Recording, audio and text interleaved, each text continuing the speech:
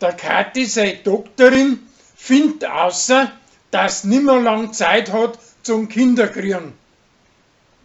Drum möcht's gleich damit anfangen, aber der Chris zirkt nicht extra.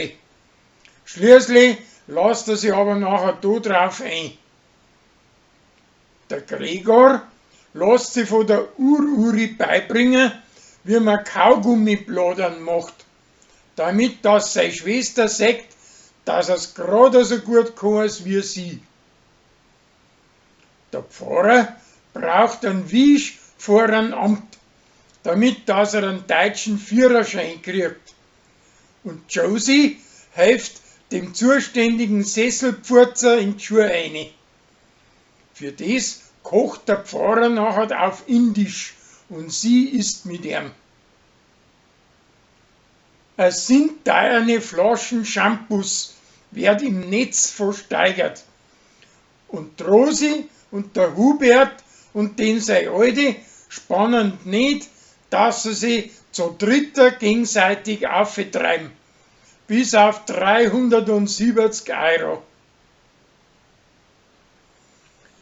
Der preußische Kellner ruiniert an Lorenz seinen alten Stammtischbierkrug und lässt ihn heimlich wieder richten.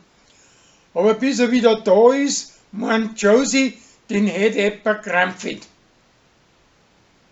Danach möchte er mit 2 Menschen am gleichen Tag anbandeln.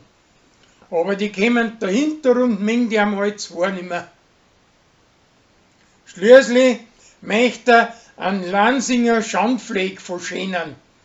Aber wie nachher die Leute zuschauen, kriegt er kalte Füße und zieht sie aus Feigheit wieder zurück, vor dass er überhaupt anfängt. Der Tina, seine Ex, taucht Lansing auf mit ihren Blärmebuschen und möchte wieder mit ihrer anbandeln. Aber sie lässt ihm eiskalt anblitzen. Außerdem kriegt sie jetzt eine halbe Stelle in der Apotheke. Zuerst meint der Rolli, dass es handig ist zu der Kundschaft. Aber nachher sagt er, dass die Kundin eine rauschgiftsüchtige Trutschen ist. Und der Tina, sein Ex, lässt nicht Luck und taucht alle wieder auf.